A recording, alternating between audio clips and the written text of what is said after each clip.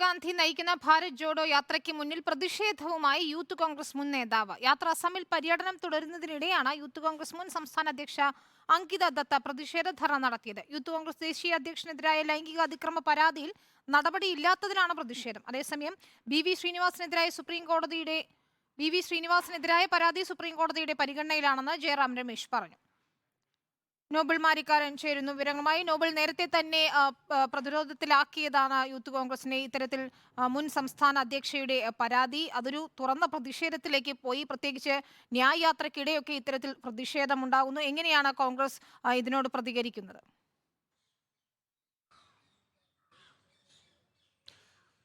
വിനിത, രാഹുൽ ഗാന്ധി നയിക്കുന്ന ന്യായ് യാത്ര ഇന്നാണ് അസമിൽ പ്രവേശിച്ചത്. അതിനു പിന്നാലെയാണ് മുൻ സംസ്ഥാന യൂത്ത് കോൺഗ്രസ് അധ്യക്ഷ അങ്കിത ദത്ത പ്രതിഷേധവുമായി രംഗത്ത് വന്നത്. നേരത്തെ ബി ശ്രീനിവാസനെതിരെ 9 മാസങ്ങൾക്ക് മുമ്പ് അങ്കിത ഒരു പരാതി നൽകിയിരുന്നു. അത് ലൈംഗിക അതിക്രമ പരാതിയായിരുന്നു. ഈ പരാതിയിൽ നടപടി സ്വീകരിക്കാതെ നേതൃത്വം 6 വർഷത്തേക്ക് അങ്കിതയെ പുറത്താക്കുകയാണ് ചെയ്തത്. ഇതിനു പിന്നാലെ ഇതുമായി ബന്ധപ്പെട്ട് സുപ്രീം കോടതിയിലേക്ക് ഉൾപ്പെടെ നിയമപോരാട്ടം നടത്തിയിരുന്നു. എന്താണെങ്കിലും യാത്ര ഇന്നിപ്പോൾ അസമിൽ എത്തിയപ്പോൾ നീതി ആവശ്യപ്പെട്ടുകൊണ്ടാണ് അങ്കിത പ്രതിഷേധവുമായി രംഗത്ത് വന്നത്. രാഹുൽ ഗാന്ധിയെ കാണാൻ ശ്രമം നടത്തിയെങ്കിലും അതിന് അനുമതി ലഭിച്ചില്ല എന്നാണ് പ്രധാന വിമർശനമായി പറയുന്നത്. അതിനു പിന്നാലെ കുത്തിയിരുന്ന് പ്രതിഷേധിക്കുകയും ചെയ്തു. എന്താണെങ്കിലും കോൺഗ്രസിനെ സംബന്ധിച്ചിടത്തോളം വലിയ നേട്ടങ്ങൾ പ്രതീക്ഷിച്ചുകൊണ്ട് അല്ലെങ്കിൽ വലിയ രീതിയിൽ തന്നെ രാഷ്ട്രീയമായി ഉയർത്തിക്കൊണ്ടാണ് ഈ ന്യായ് യാത്ര കടന്നു പോകുന്നത്. അതിനിടയിലാണ് സ്വന്തം പാർട്ടിക്ക് തന്നെ ഇത്തരത്തിൽ ഒരു വനിത ലൈംഗിക അതിക്രമ പരാതിയുമായി ബന്ധപ്പെട്ട വിഷയത്തിൽ പ്രതിഷേധവുമായി രംഗത്ത് എത്തിയത് എന്നത് ഏറ്റവും പ്രധാനപ്പെട്ട കാര്യമാണ്. അസാമിൽ അത് തീർച്ചയായും വലിയ തന്നെ ചർച്ചയാകുമെന്ന കാര്യത്തിൽ യാതൊരു സംശയവുമില്ല. അതേസമയം ഇതിനോട് കോൺഗ്രസിന്റെ ഒരു വിശദീകരണം എന്ന് പറയുന്നത് യാത്രയെ അവമതിപ്പുണ്ടാക്കുന്നതിന് വേണ്ടിയാണ് ഇത്തരത്തിൽ ഒരു നടപടി എന്നുള്ളതാണ്. ജയറാം രമേശ് ഇക്കാര്യത്തിൽ വ്യക്തമാക്കുന്നത് നേരത്തെ തന്നെ